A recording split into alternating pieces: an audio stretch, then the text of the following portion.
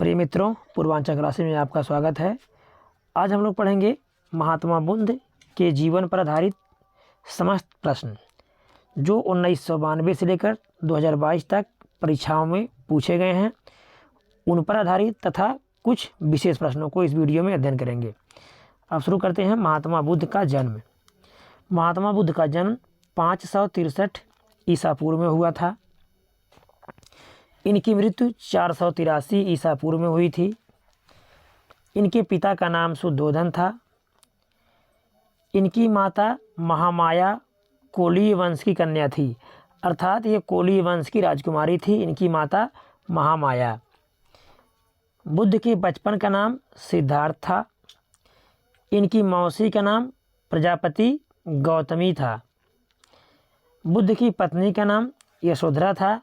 इनके पुत्र का नाम राहुल था।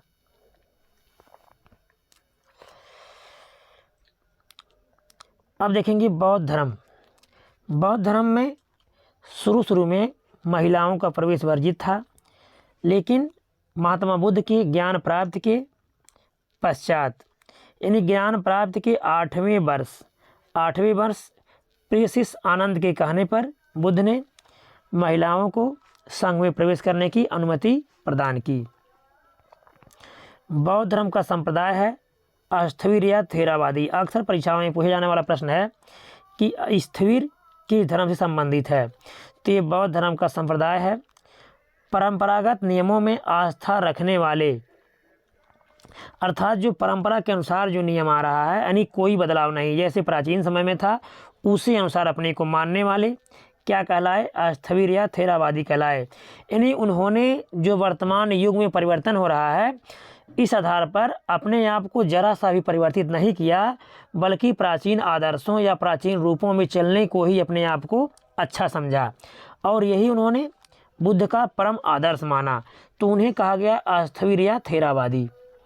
इसके नेतृत्वकर्ता कच्चायन थे, अर्थात बौद्ध धर्म में जो अस्थविर या थेरावादी थे उसके नेतृत्वकर्ता कौन थे? कच्चायन थे। इनकी प्रतिनिधि में ये जो है संप्रदाय आगे बढ़ा।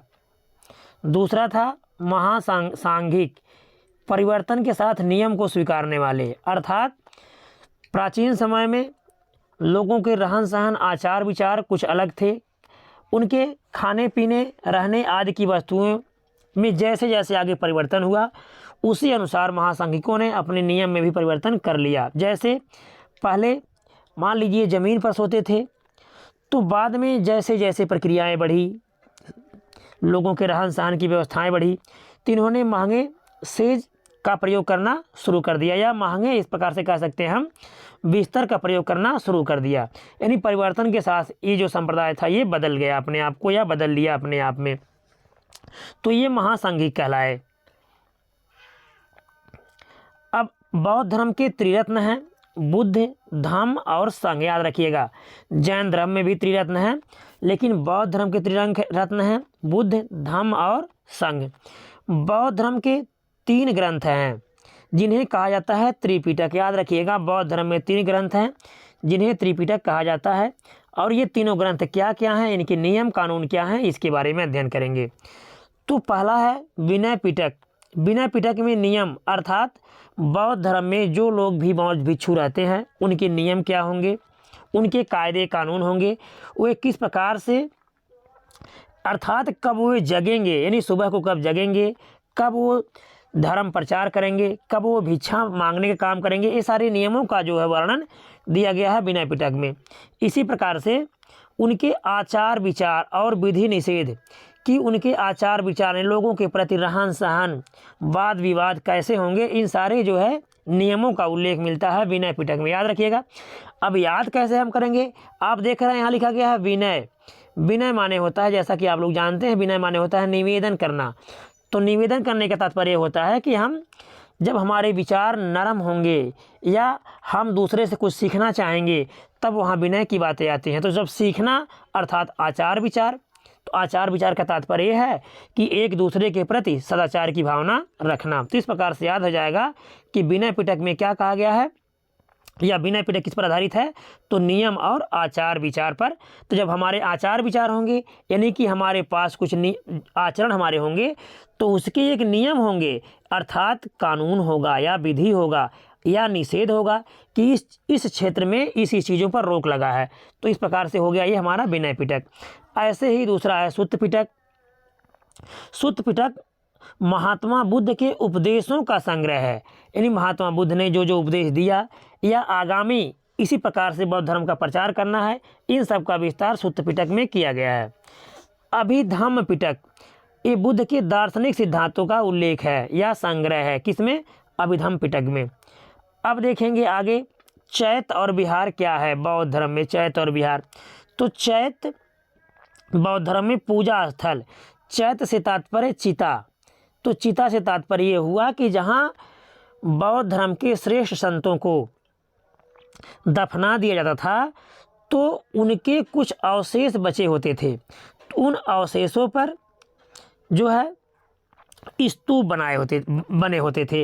याद रखिएगा जो स्तूप शब्द है, तो स्तूप शब्द का उल्लेख सबसे पहले ऋग्वेद में मिलता है, यानी स्तूप शब्द जो प्रयोग हुआ है इसका उल्लेख ऋग्वेद में ही मिलता है। तो स्तूप किसे कहा गया, जो महापुरुषों, वह महापुरुष जो बौद्ध धर्म से संबंधित थे, इनके चिताओं पर जो है उनकी सुरक्षा के लिए, यानी उनके धातु अवशेषों को, इनको हड्डियों के अवशेषों की सुरक्षा के लिए ऊपर से जो बनाए गए उसे कहा गया स्तूप, और इन्हीं को चैत्य या पूजा स्थल कहा गया।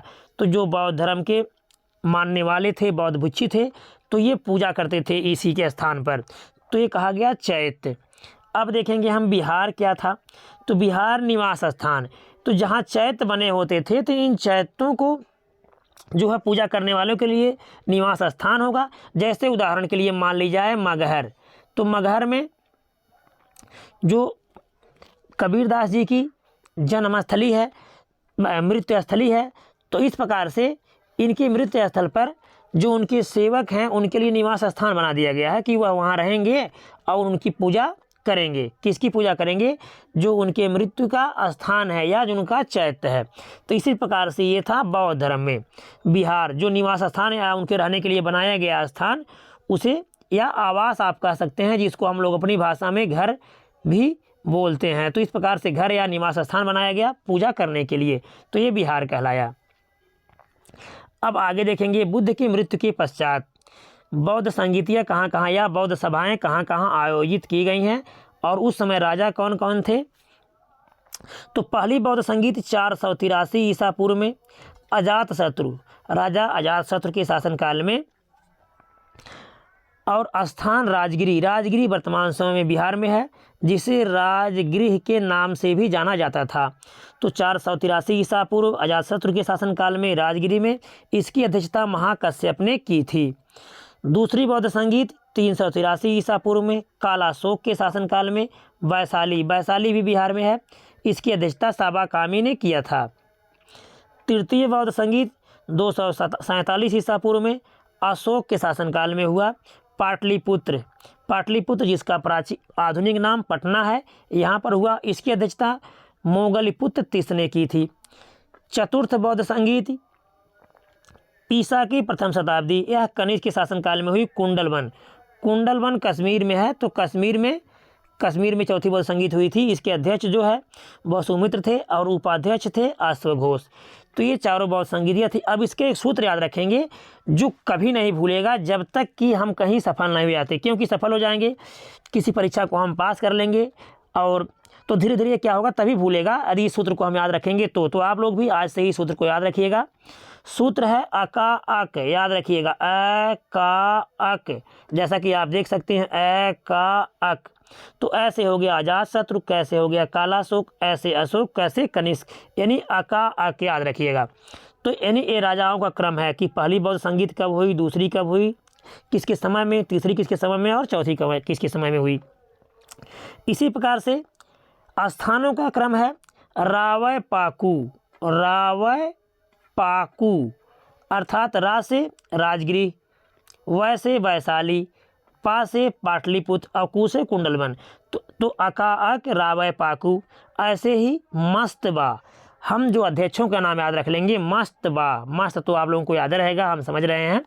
तो मस्त यानी मैं से महाकश्यप, स से साबाकामी, अतः से मोगलिपुत्र तिस, और वा से वसुमित्र। याद रखिएगा ये अध्यक्ष थे, और की उपाध्यक्ष अभी बताया गया अश्वघोष थे। तो इस प्रकार से अकायक राजा का सूत्र हो गया, रावय पाकु स्थान का सूत्र हो गया, और मस्तबा ये अध्यक्षों का सूत्र हो गया।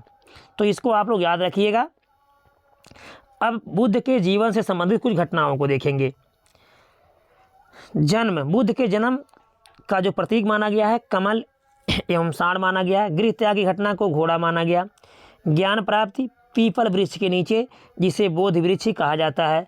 निर्वाण पद चिन्ह, इनके पैर के निशान को निर्वाण कहा जाता है। सभी जो है एक प्रकार से आप मान सकते हैं जैसे इच्छाओं का नाश, सभी प्रकार की इच्छाओं के नाश को क्या कहा जाता है, निर्वाण कहा जाता है। तो जैसे आप लोग जानते हैं बुद्ध के बारे में कि निर्वाण इनको प्राप्ति बोधगया बिहार में हुई थी।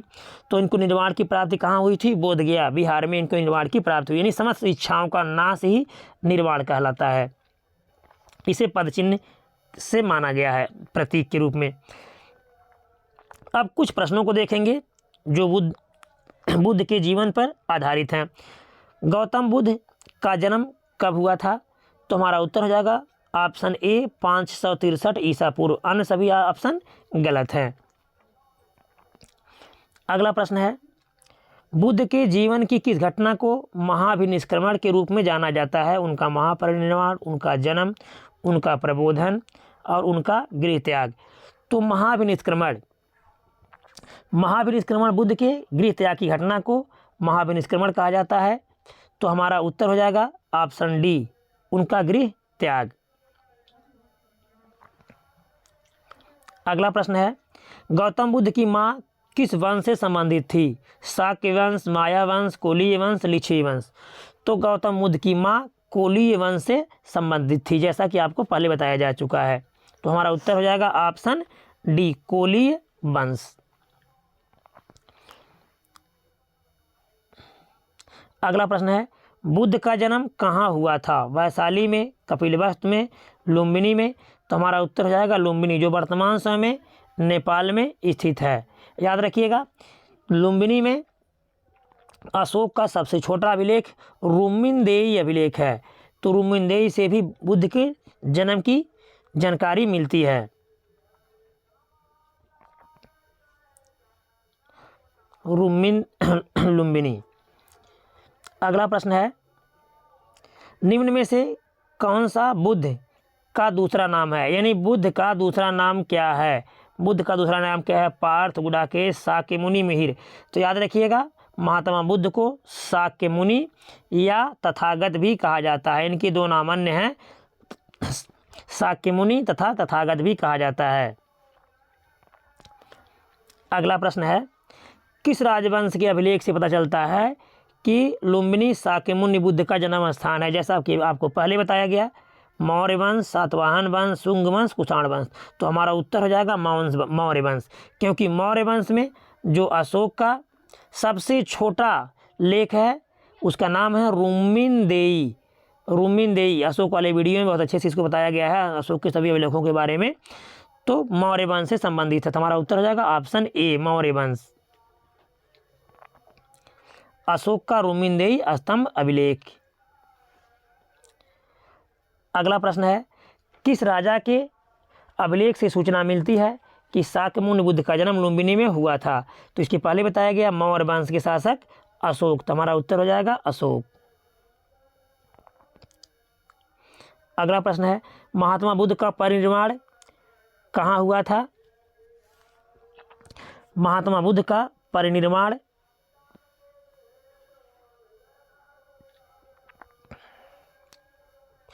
लुम्बिनी में, कुशीनगर में, कपिलवस्तु में, बोधगया में। तो हमारा उत्तर हो जाएगा कुशीनगर में।